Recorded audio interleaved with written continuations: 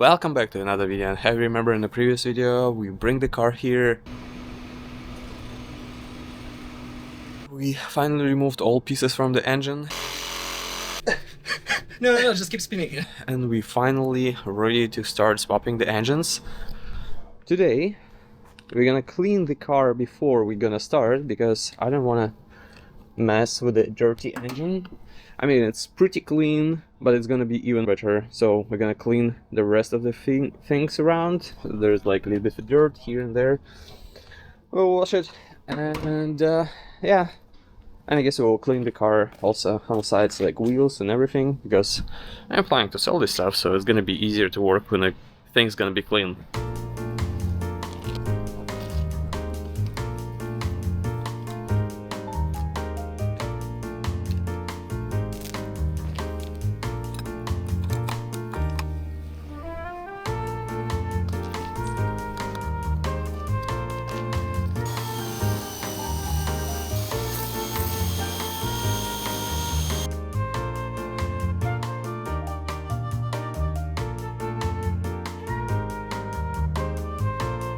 It's been like, what, half an hour? Where's the car? Just bumper, right? Yeah, they took a bumper and left fender, and the rest of the pieces is here. And some of the inside of the salon, but yeah, look at that. Cool. So clean. Look at that. It's pretty much brand new car. I'm so in love in it. This is way better looking engine than the one which you have right now. Keep going, right?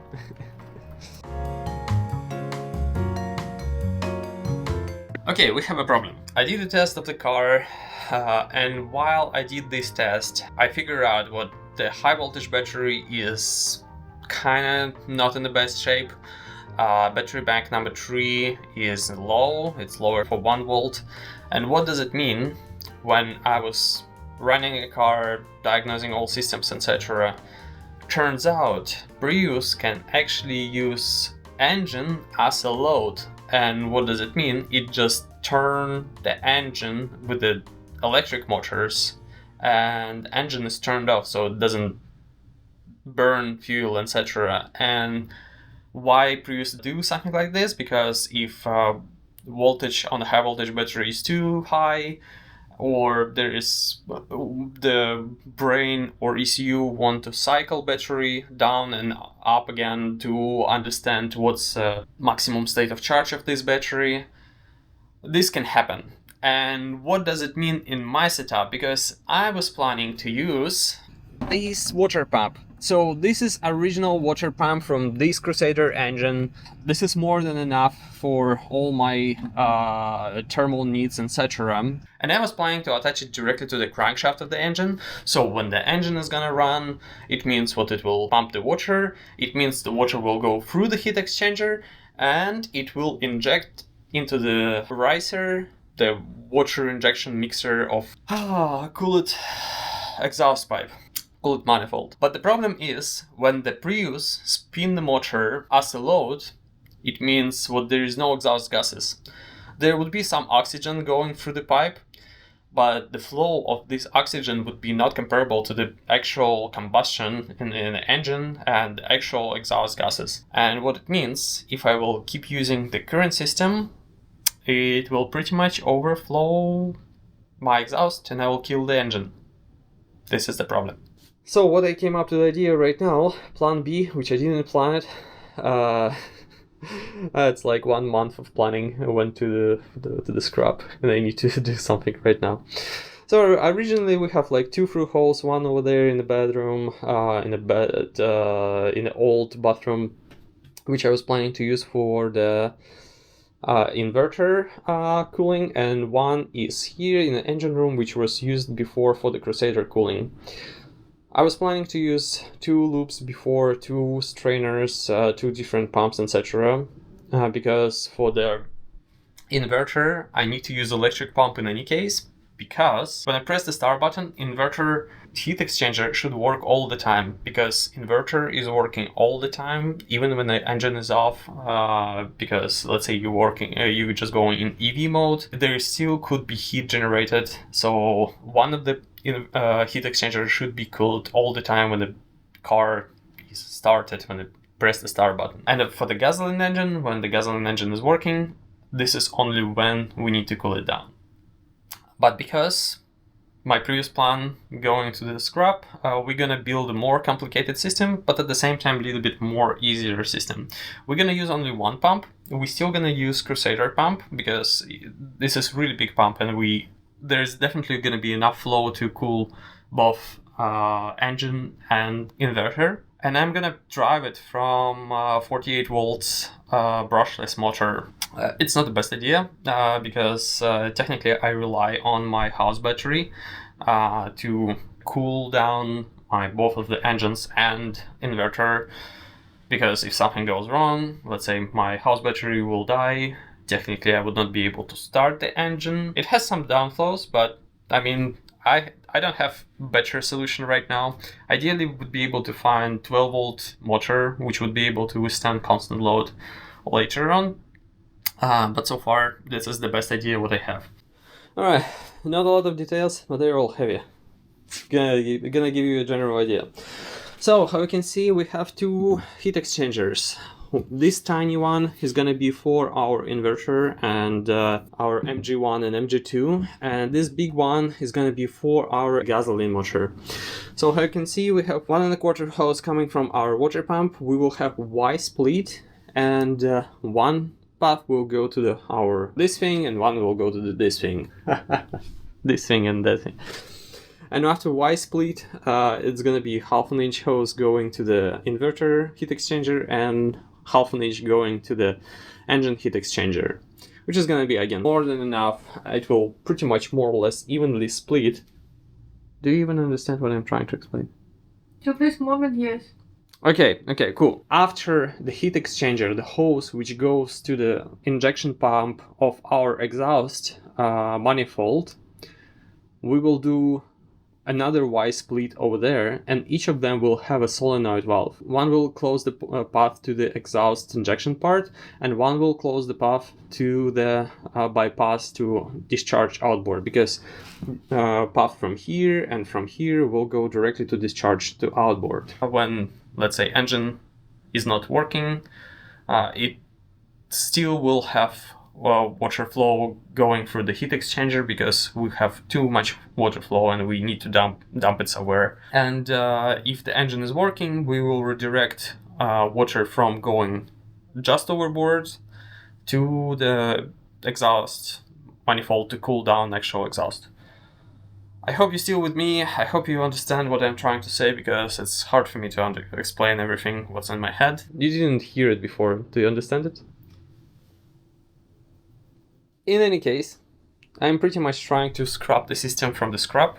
I don't have money for something new. It would be way better if I will build something from new, but if I will get the new parts, the cost would be easily several grands, and I don't have them. So the total cost, this heat exchanger was gifted me for free, and this heat exchanger I sourced it for $50. The pump is old. Maybe I need $50 for the new impeller and $150 for the electric motor, which I already spent for this pump, plus hoses and everything else. And also need another heat exchanger, but you'll see why later. I hope so. There's a lot of things, a lot of heat exchangers. So it is the last day before I disassemble this car, and how you can see there is no triangle of death. And the reason why it's happening, because I decided to test my last theory, and I just removed all codes and I checked the voltage temperatures and voltage right now in a real time. And guess what? I think the reason why I have a triangle, just because the battery wasn't used for quite a long time. Because as soon as I start riding, etc., the delta between those cells is not that big, and it looks like maybe I even don't need the battery rebuilt. Maybe I just need to ride it for now. I mean, I've been riding already for half an hour for sure, and I still don't have a triangle. So, and see, ooh, it has a torque. Oh damn it!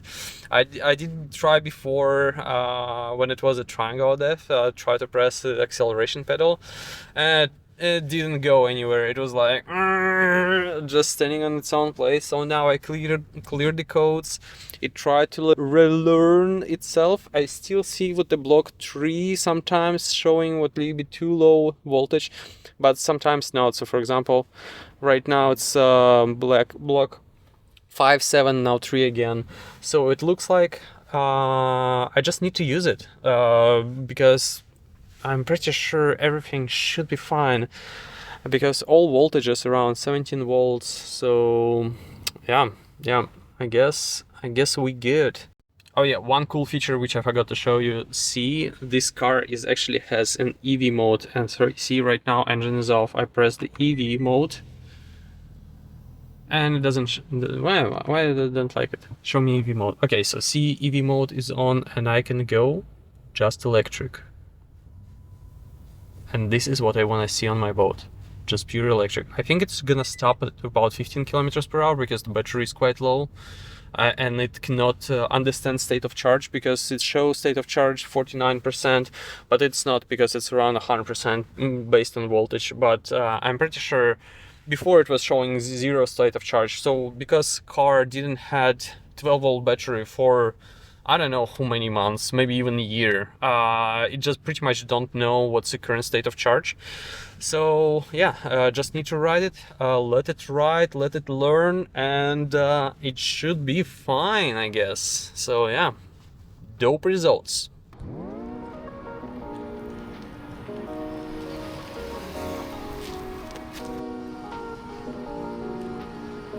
Look at that, EV mode is working. Just listen.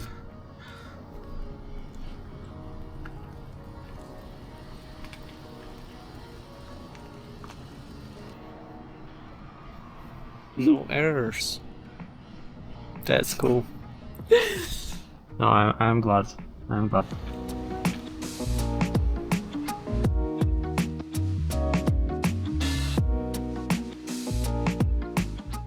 Well guys, I guess it's time. So let's ride it for the last time, because as you can see there is a puddle underneath and I don't want to lay down in the puddle. So we'll move it a little bit, like a meter forward.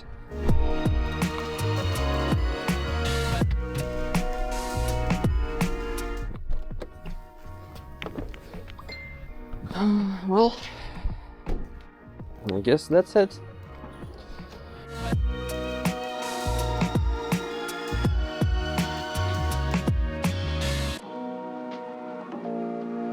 I already removed half of the part of the bag. See how clean it is inside. It's insane. I didn't wash it there. Just look at that. There is no dust, like at all. That's crazy. Usually there is the most dirty place. And there's also, I found the reason why I have error for the air conditioning. So here you can see there's oil patch over here. So the air conditioning part of the radiator is gone. Well, I mean, nah. We don't need it. We don't need it. Yep.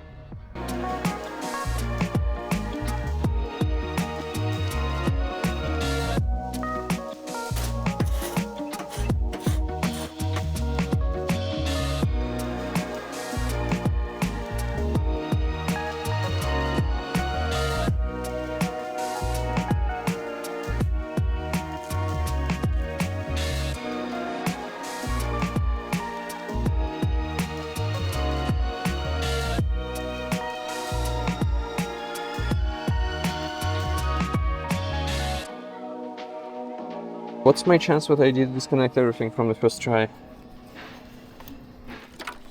Pretty good. Oh yeah, there we go. Oh, this thing is heavy. Holy shit. Oh no, my tissues. Oh shit.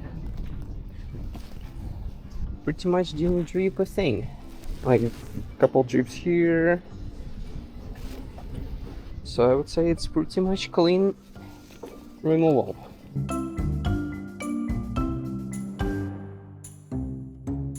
I hope I will be able to bring inverter upstairs by myself. It's not that bad. The first part of the car. Good progress. Hey. Why still your hands are sticky? Because I were.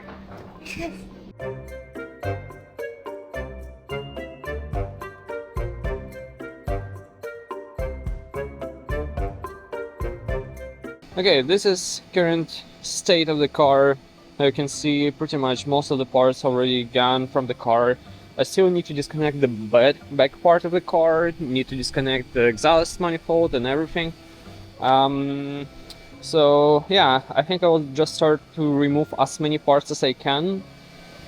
And after, I'm not sure if we're gonna try to lift it today or tomorrow, but we will see, because I will need to assemble a crane and prepare a crane to lifting the car.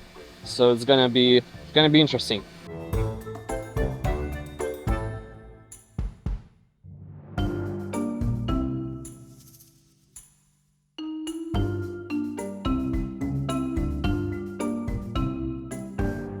It took me like what? 5 hours to achieve this state. So I would say pretty much under the hood, if we can say this area under the hood is pretty much done for today. There is nothing left to do. Everything is pretty much ready to drop the engine down, except a couple of spots. So how you can see, all wire harness is on the engine. All those labels is my labels to kind of understand what's going on where. And instead of removing all harness from the engine, I just want to disassemble interior, because I still need to disassemble interior in any case. Pull this cable this way, so I don't need to rewire everything here. It's in theory. I'm pretty sure this wire harness goes to the main ECU, so if we will pull the cable from ECU, it should be able to go through, because this is pretty much how the car was assembled in the factory. And after that, I need to disassemble all suspension, which is hopefully is going to be pretty fast. Remove CV axles from the gearbox, drop the oil from the gearbox, lift the car and let the engine inside. So when I lift the car, I would be able to kind of drop the engine on the level, and I will move the car back to, behind the engine and drop it back. This is the easiest way to remove this engine, because otherwise, if I want to lift it up, I would need to remove the whole ABS assembly. And I don't want to do it right now, because it will drip all brake fluid on top of the gearbox, and it will look terrible. It's super hard to clean. The brake fluid is like super toxic, and it reacts to aluminum. I mean, it's not looking great, but it could look worse. So I want to try to do it this way. If it's not gonna work, I will just lift it up. So yeah, there's 2 ways how to do this. And also, I would need to keep brakes and the whole ABS unit and everything, because I would need to have brakes on my boat. Yep, my boat will have brakes. The reason why we need to have brakes. Okay. So why I need these racks, because I'm gonna start disassembling interior, and everything here is sticky, etc. What do I have here? Oh!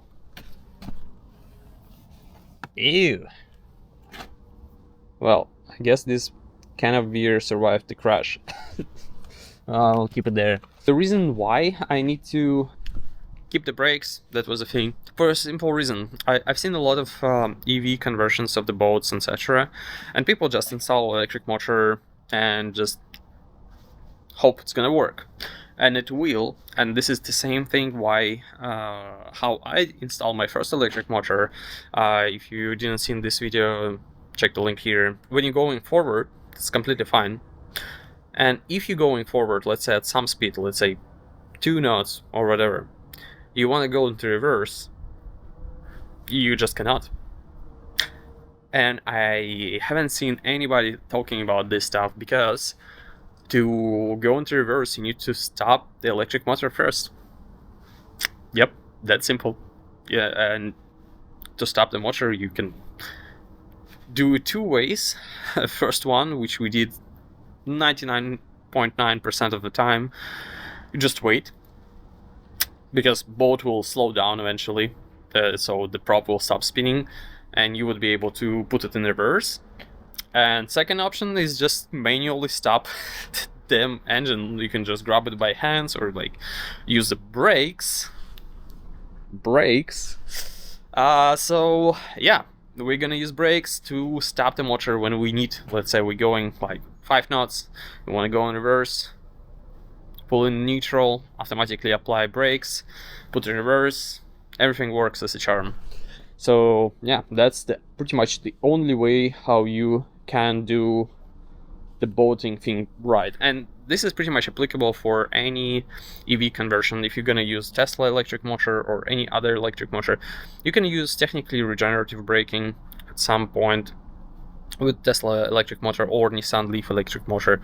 It will work, but it will not work as fast as regular brakes, but it will work.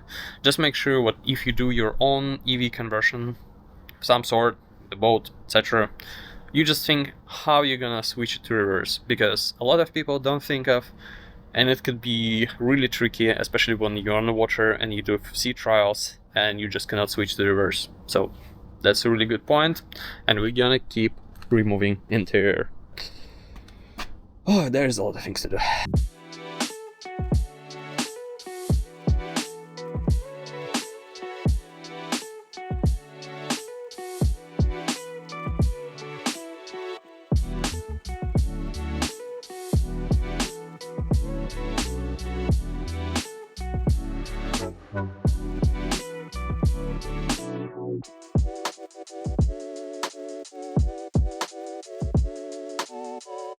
I would say the easy part is done, so I did remove the dashboard and everything, and this is pretty much where all YouTube videos about how to disassemble this dashboard ends, because no one actually is trying to disassemble it more. I definitely need to remove the wheel right now for sure first, before removing this big plastic piece, and also I need to remove the whole air recirculation system.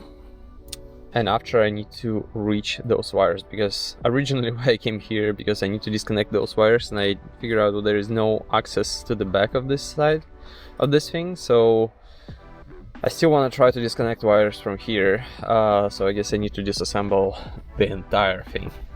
Well, it's gonna be fun. I already can see this is the place where it go in the engine room. Oh, I mean, at least I see a hole right now, which is good.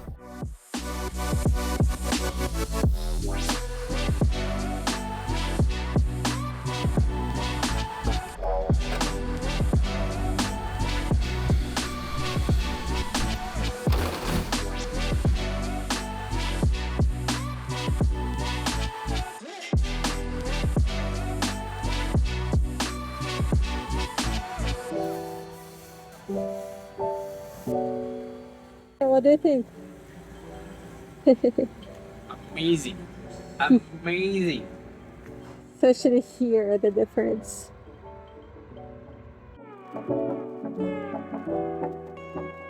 Please let me know in the comments what if you know what is this thing. I have no idea. Originally I was thinking it's a part of the air conditioning system, but it's actually a separate piece, so I guess it's some kind of junction box which connects some of the wires together. That's so weird.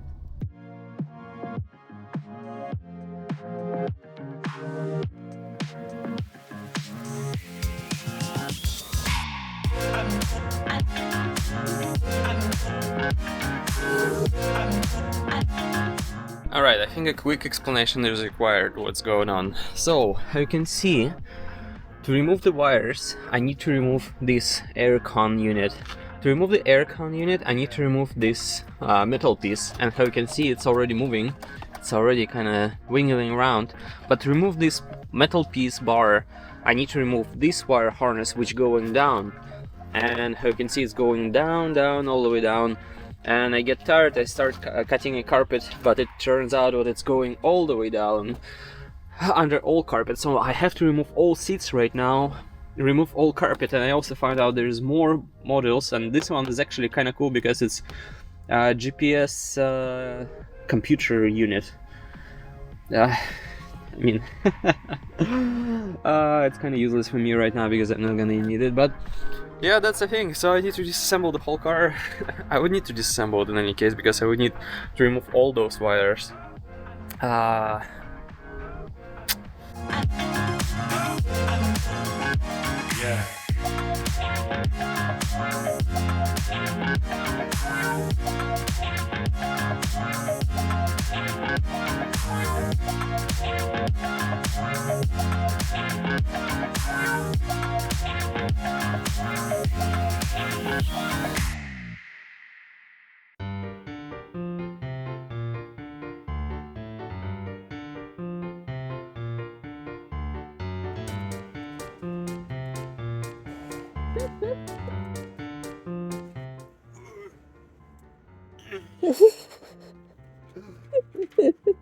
Do you wanna ride?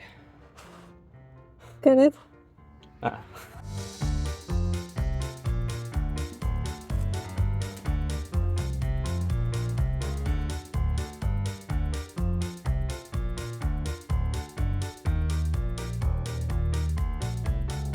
Alright, I have a great result. So, you can see there's pretty much nothing left in the interior. On the right side is still kinda assembled. I didn't touch it yet. Maybe we'll finish it right now. Because what I did, I finally was able to remove this hose, this part of the wires through the hole which I told you before. So now technically all wires are still connected to the engine, and now I would be able to remove the engine with the wires without touching ABS unit, without touching the fuse box, etc. So, and after I will remove the engine, I can start slowly removing ABS and not worrying about the braking fluid drifting everywhere, which is perfect, which is pretty much exactly what I need right now. So it's not much time I have left today, so I'll keep going with the interior. I need to finish removing wires on the right side because I didn't attach the right side and I have no idea what's going on over there.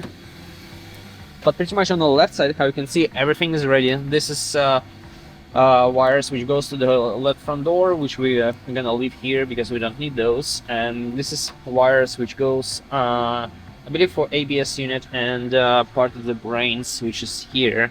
And we're gonna remove those after we will remove the engine, so it's gonna be stage number 2. And for now I need to remove those wires, and we pretty much start moving closer to the end towards high voltage battery, because high voltage battery is still there. Remove all wires, pocket it tight, and prepare for the swap into the boat. Everything is super simple, see? Nothing too complicated.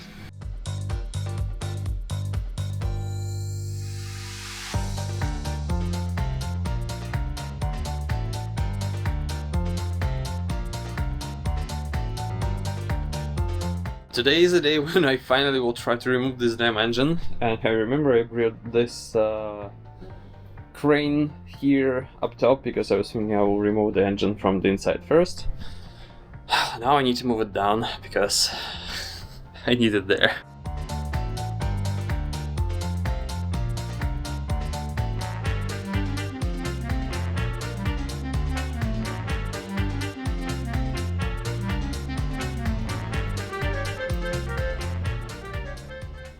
Just pull it? I have no idea what I need to do. Yeah, you're doing right. Because see, it's just holding here in the middle pin. You just need to pull it out from this pin. I wish I did it when it was cleaner. Oh, shit!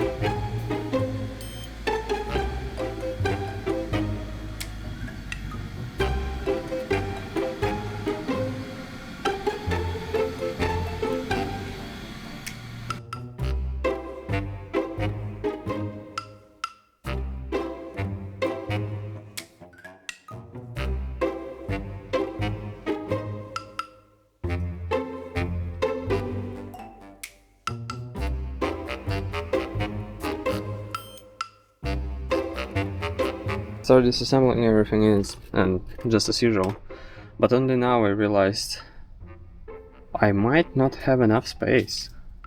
So here's an idea. How you can see, this is where is the left wheel, and this is where exactly the drive shaft will be connected. And how you can see, I have so much space at this side, and this is gonna be my port side of the boat. I need to bring my ruler and measure everything one more time. Actually, first time I did not before. Just on the eyeball it. Bear with me. We have roughly what 10-11 inches to the wall, to this wall, the most like closest to the engine.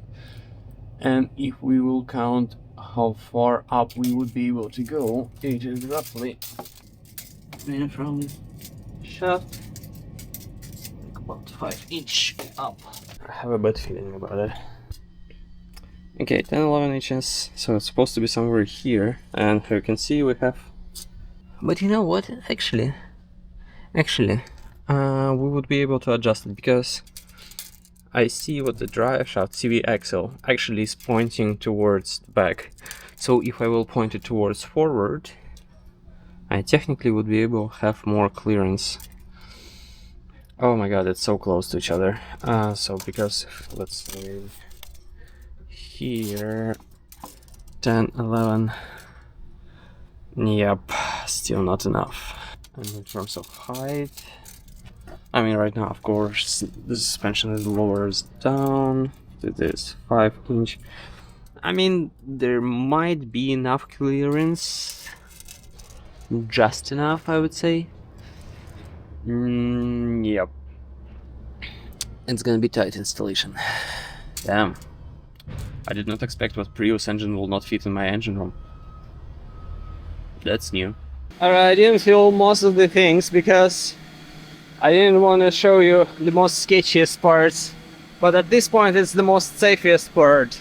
So what I'm planning to do, I'm planning to drop the subframe right now on these blocks, and next is gonna be engine and gearbox assembly. Both of them will be dropping down, but before doing this I need to remove the subframe.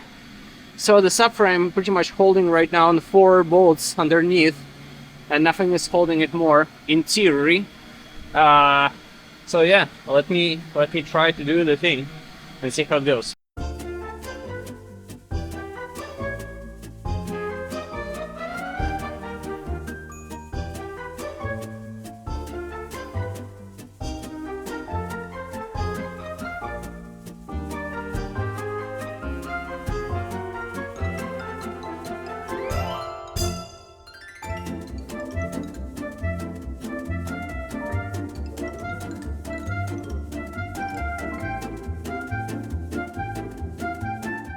Alright, let's give it a try.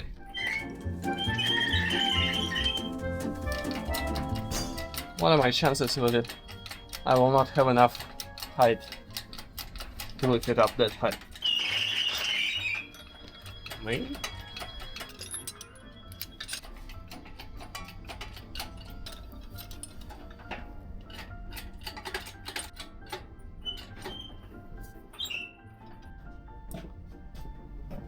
I'm tired. I'm tired. Tomorrow is gonna be the big day, and I'm tired already. How is it possible? Now it's more or less balanced. Let's try to unbolt it.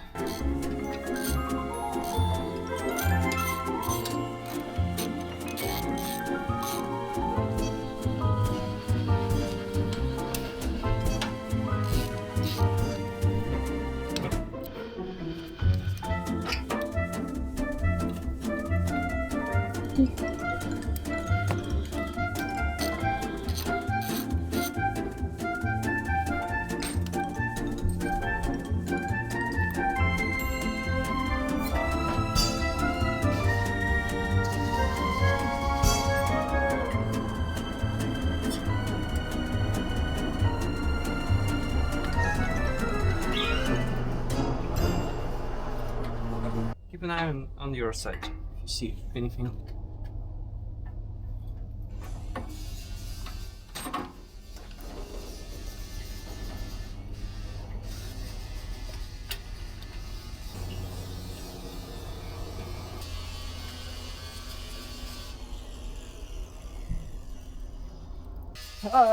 Well, we have a problem. The engine is higher than this piece of frame.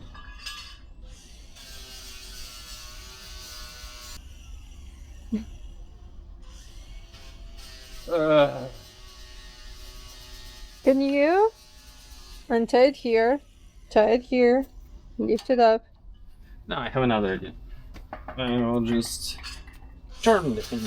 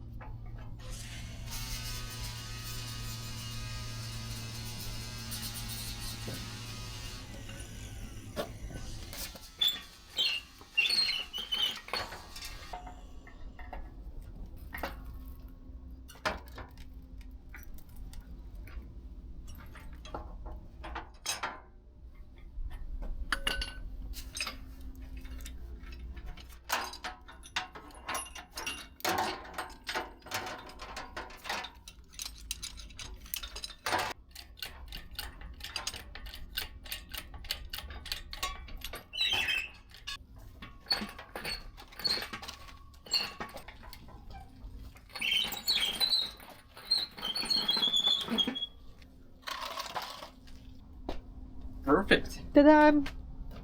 Like that. Engine! We have an engine. Damn, it's a big one actually. I would not say it's small. Look at the gearbox. We need to disassemble it. Holy shit, it's a big gearbox. Good luck. We need to disassemble it, not me need to disassemble. Good luck. Oh shit. Oh my god, this thing was heavy.